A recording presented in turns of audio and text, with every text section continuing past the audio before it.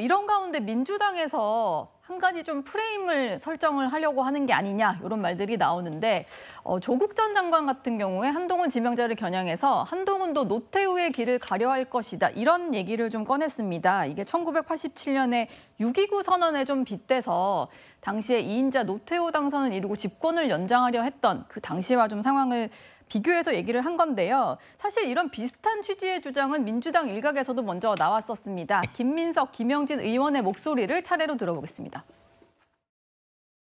김건희 특검 거부하던 네가 어쩌면 윤석열 탈당 꼼수로 갈 것입니다. 왜? 대통령이 속한 당은 특검 추천 못한다. 이 조항을 이용해서 윤석열 빠진 국힘에 한동훈이 추천하고 제2의 6.29라고 뻥치는 꼼수를 쓸지도 모릅니다. 윤석열 대통령이 자기가 만든 김기현 친윤 대표도 못 믿다라고 보는 겁니다. 전두환의 안기부 출신 장세동을 원하는 게 아닌가. 지시에 따라서 움직일 수 있는 더 수직 직할적인 당대표를 원하는 게 아닌가. 김영진 의원은 더 나아가서 장세동의 좀 비유까지 했었는데 정청래 최고위원 같은 경우도 SNS에 전두환 정권이 6.29 선언으로 당시 대선 후보였던 그 정권의 2인자 노태우 당선을 시켜서 군사 독재 정권을 연장했다. 뭐 이런 주장을 하고 있습니다. 한동훈 비대위 뜨면서 검사 독재 정권을 연장하려는 음모다. 이게 지금 민주당 일각의 주장인 것 같아요. 조정은 의원 보시기에 지금 신군부 프레임까지 나왔는데 이거 어떻게 보십니까? 네, 한동훈 비대위가 무섭긴 무서운가 봅니다. 저런 프레임까지 막 무리하게 갖다 거치는 거 보면서 지금 뭐 제2의 노태우, 제2의 장세동이다 이랬는데 조국 전 장관, 그다음에 정청래 의원, 황은하 의원이 할 얘기는 아니지 않을까 싶은데요. 예. 뭐 황은하 의원은 지금 처벌 선거법 선거 개입으로 지금 실형 선고 받으셨고요. 또 조국 사태란 말까지 만든 조국 전 장관도 아직 재판 중이고. 뭐 이런 여러 가지 내로남불적인 국민들 보시기에 지탄받아 마땅할 만한 분들이 지금 한동훈 장관이 나왔을 때 비판하는 지점이 저는 뭐 철학이 다르다, 뭐 비전이 다르다, 정치 경험이 없다, 뭐 이건 충분히 논의해 볼 수 있다고 생각합니다만 예. 한 방에 바로 제2의 장세동이다, 제2의 노태우다. 그러니까 본인들이 가고 싶은 건 87년으로 다시 돌아가는 겁니다. 네. 1987년 어게인. 그때 우리가 군부 독재와 싸웠을 때 국민들이 우리를 열광적으로 지지했는데 다시 그 프레임으로 가서 우리가 다시 한번 집권해보고 싶다. 근데 그 속에 뭐가 들어있냐면요, 국민 여러분.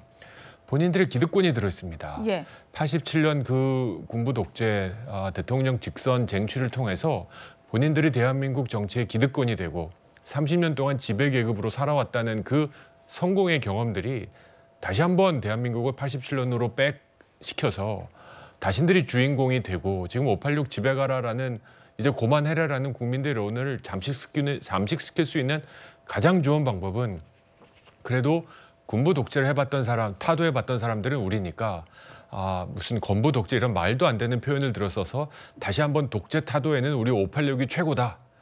다른 건 몰라도 미래가 어떻게 될지 모르고 세계 금융, 세계 질서 이런 건 몰라도 짱돌 들고 던져서 독재 타도하는 건 우리가 전문이다. 예. 그러니까 이번 총선을 독재 타도 국민으로 만들면 우리가 집에 안 가도 되는 그런 프레임이 만들어질 수 있다라고 하면서 지금 자기 보신적인, 자기 보호하는, 기득권을 보호하는 프레임들만 계속 들고 나오는 겁니다. 한 가지 굉장히 착각하고 계신 게 있는데 예. 지금은 2024년 대한민국입니다. 윤석열 대통령이 아쉬운 점 있죠. 저도 인정합니다. 김건희 여사도 법 앞에서 명명백백하게 의혹을 밝혀내야 합니다. 그걸 대통령이 지금 당선된 게 공정과 상식이라는 프레임으로 당선됐기 때문에 그 또한 더욱 절실한 게 맞습니다. 하지만 그렇다고 친다 하더라도 2024년을 검찰 독재다. 검찰 비방하고 대통령 비방하면 옛날처럼 사라져버리고 예. 죽음으로 시신으로 발견되는 세상이다라고 주장하는 걸 믿는 사람이 누가 있겠습니까? 좀 이런 정말 말도 안 되는 프레임으로 정치를 눈살 찌푸리게 안 했으면 좋겠습니다.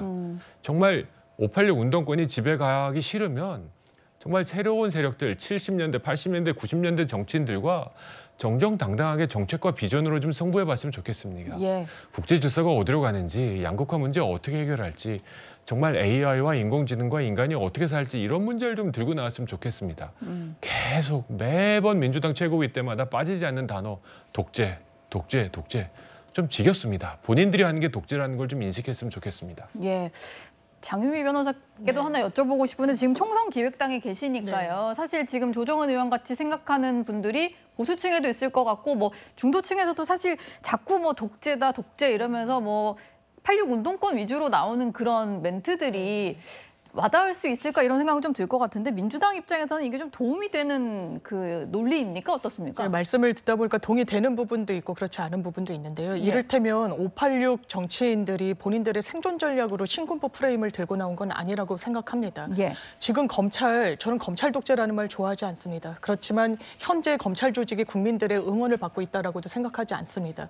여기에 대한 가장 큰 원인은 윤석열 대통령에게 있습니다. 검찰에서 정치권, 더 넘어서 대권으로 직행하면서 검찰이 무슨 수사를 하든 정치인을 특히나 수사하는 데 있어서는 과연 공정한가라는 의구심을 그 구도를 만들어 버린 겁니다. 그런데 그 와중에 혁신하고 쇄신해도 모자랄 판에 또 다른 검사가 국민의힘의 얼굴로 총선을 치르겠다라고 하는 겁니다. 예. 겹쳐 보인다는 겁니다. 이게 서울의 봄이란 영화가 굉장히 흥행을 하면서 신군부, 많은 젊은 세대들이 공감하고 분노하고 있죠. 검찰이 검찰에게 권력을 이양하는 것처럼 보여지는 부분에 대한 목소리는 내부에서도 있는 거 아니겠습니까? 국민의힘에서도 검찰 출신이 오는 부분에 대한 비토의 목소리가 나오고 있는 거 아니겠습니까? 저는 그게 정확한 진단이라고 생각합니다. 예.